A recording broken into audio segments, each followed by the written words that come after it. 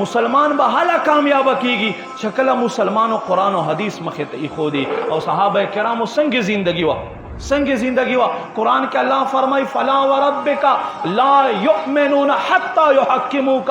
ای زما محبوبا دا خلق تر هغه وخت پورې ایمان ول نشي کېدای تر څو پورې چې تا فیصلو ته خپل سرونه نه وي ایښودي. د دې آیت په شان نزول کې راځي بشر نامي یو کس و چې مسلمانی دعوه یې وه.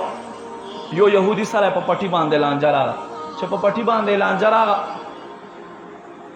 مسلمان وای دا زما پټی دی، یهودي وای دا زما پټی دی. برای نام مسلمان دی، بشر نوم دی.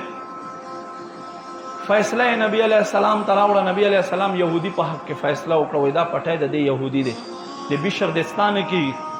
چې کله را روان شو هغه خو وای دا ټیک دی. خپل ذهن کې سوچ کوي چې یاره حضرت عمر خود یهودیانو ډېر غټ دشمن دی، هغه ته به فیصله وایسي هغه به زما په حق کې وکړي. دی نو خبر چې عمر هم فیصله کوي خو فیصله به د الله رسول فیصله تحت کوي. ما عزت مندو ورته وایي نبی علیہ السلام فیصله وکړه ما ته قبوله ده، خو زه به حضرت عمر ته چې حضرت عمر چا په حق کې فیصله وکړه بس ما ته قبوله ده.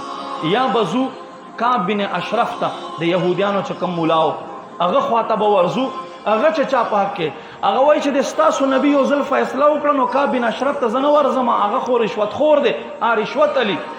او د ستاسو نبی فیصله وکړه تاسو یې منئ مونږ خو یې نه منو که نه، او د ده فیصله زه ته سره منم بس ټیک دی. وایي نه حضرت عمر ته به زه وایي زه ور به شو. راغه دروازه یې وټکوله، دروازه یې وټکوله. حضرت عمر تشریف رالو، را یې وړلو. ها څه دي جي قربان؟ یهودي ورته وایي مونږ راغلي فیصلې دپاره چې ته فیصله وکړه. وایي مخکې مو په چا فیصله کړې ده که نه؟ وایي ها رسول خدا صلی الله علیه و آله وسلم ته مو فیصله وروړې، فیصله ما په حق کې وکړه. خدای وایي دا بشر چې عمر چې چا په حق کې فیصله وکړي بس ما ته هغه قبوله ده. وایي دقه الفاظ دي. وایي بالکل دا الفاظ نه. وایي لږ صبر وکړئ. حضرت عمر رضی الله تعالی عنہ لاړو لنیام نه خپله توره روباسله چې څنګه دروازې نه بهر راوتلو کوره فورا یې سټتې ووهلو او توره به راوچته کړه.